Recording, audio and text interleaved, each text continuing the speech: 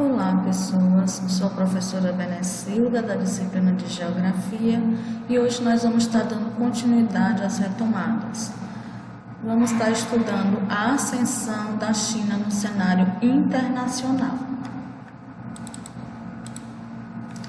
A República Popular da China, como nós conhecemos hoje, é um país asiático, é o país mais populoso do mundo, com mais de 1 bilhão de habitantes, é o terceiro maior em extensão territorial. Até a Segunda Guerra, a China possuía uma economia extremamente fragilizada. Com o passar dos anos, a gente pôde observar que ela foi evoluindo, chegando hoje a ser uma das maiores potências mundiais. Dominação estrangeira e revolução socialista.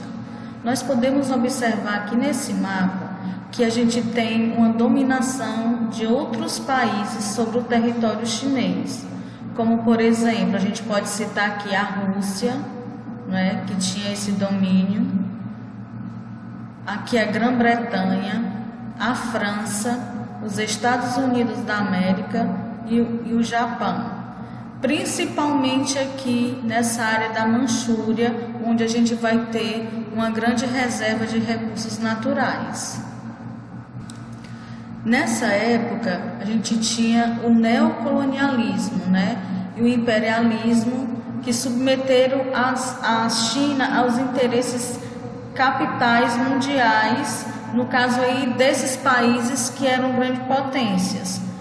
O neocolonialismo, para a gente recordar, eu coloquei aqui a definição, trata-se de uma nova forma de colonialismo em alusão ao que ocorreu no século XVI, que foi a dominação política e econômica posta em prática pelas principais potências do século XIX.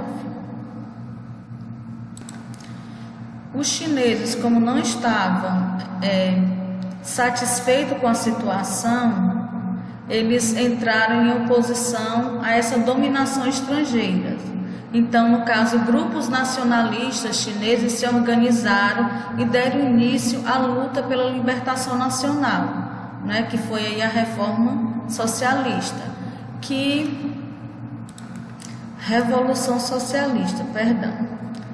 E aí, eles deram início a uma luta pela libertação nacional. Passaram a disputar o poder central com os socialistas chineses.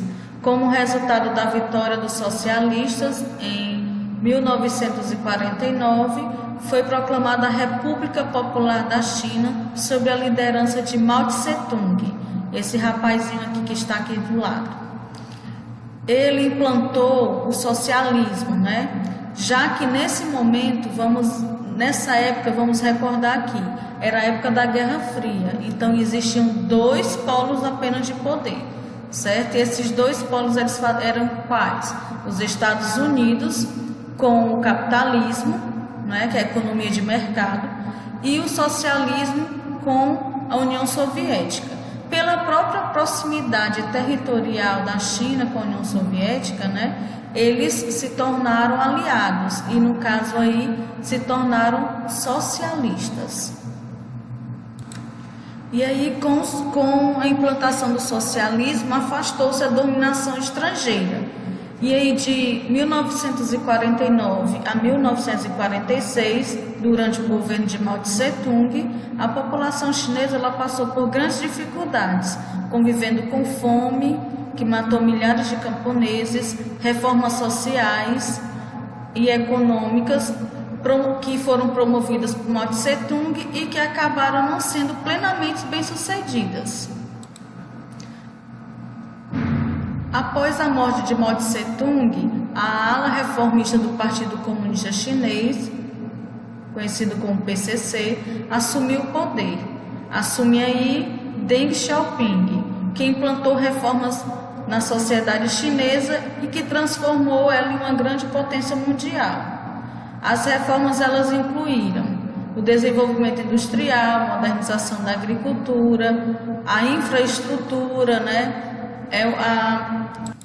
o investimento na ciência, na educação, criou as zonas econômicas especiais, ZEE, para receber os investimentos estrangeiros, que a partir daí houve uma abertura econômica e nesse caso aí elas receberam investimentos estrangeiros, abriu o seu país para receber indústrias transnacionais, indústrias de outros países que iam para lá justamente porque durante esse período conhecido como a economia socialista de mercado, como os chineses chamavam, eles tiveram grandes incentivos para que essas empresas elas fossem para lá. Além de mão de obra barata, a gente tinha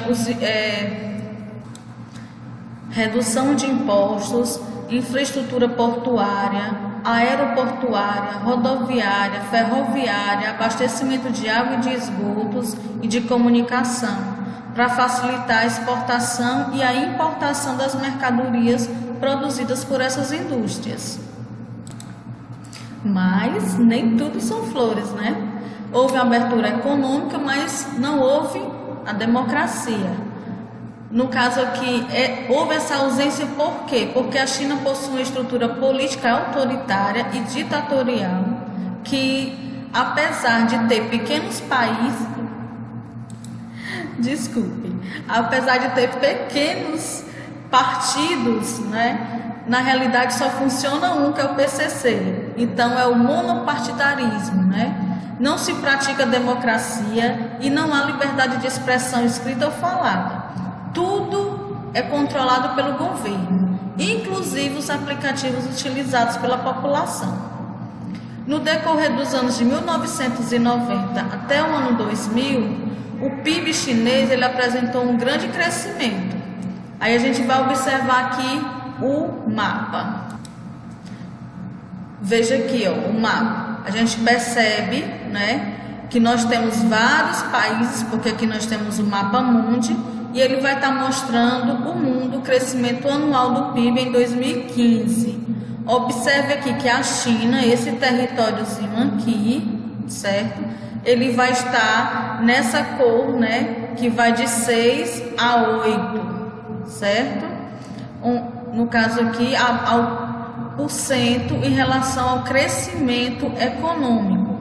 E aí ele vem tendo essa média de 8,6%, crescendo gradativamente, se tornando uma grande potência econômica mundial. A economia chinesa também foi favorecida pelos seguintes fatores, né? O investimento na educação, em pesquisas científicas e tecnológicas, investimento maciço em infraestrutura, como nós podemos observar aqui nessa imagem. A gente tem aí investimentos em construção de habitação, edifícios comerciais, investimento na exportação e na produção de meios para facilitar os fiscais, né, das facilidades fiscais e tributárias das empresas, como foi falado anteriormente, e a existência de um grande mercado consumidor interno, além de mão de obra barata e qualificada, certo? E a gente tem aqui o parque industrial, né? A gente está vendo aqui a indústria mecânica, né? Que a gente vê o investimento em máquinas, e aqui a mão de obra chinesa. O parque industrial ele é bem diversificado, ele produz desde mercadorias bem simples até mercadorias sofisticadas para exportar para o mundo. A China ela foi, em 2016, o maior exportador de mercadorias industrializadas do mundo, com aproximadamente 94%. É também um grande importador de petróleo, minério de ferro, soja, carne, aço, algodão, entre outros produtos, onde o Brasil é um dos seus fornecedores. Vamos falar agora das relações entre China, Estados Unidos e Estados Unidos.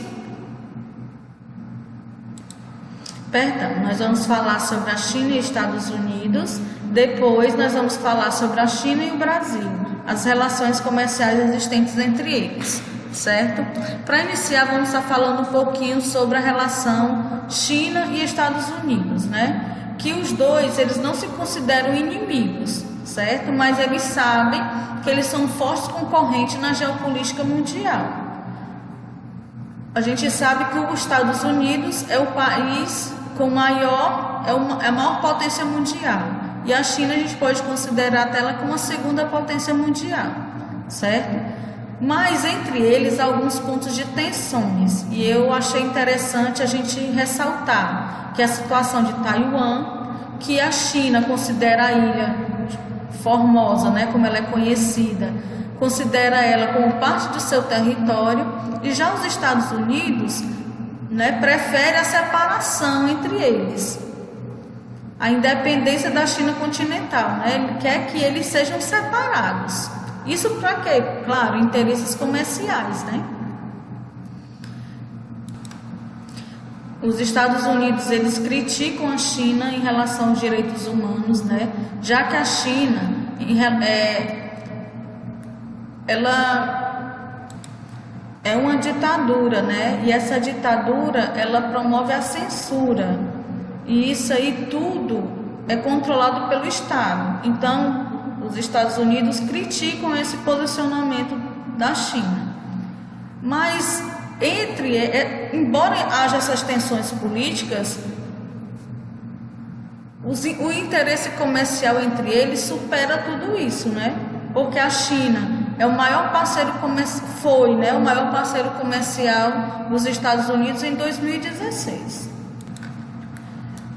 Já a relação China-Brasil, a China desde 2009 tornou-se o principal parceiro comercial do Brasil.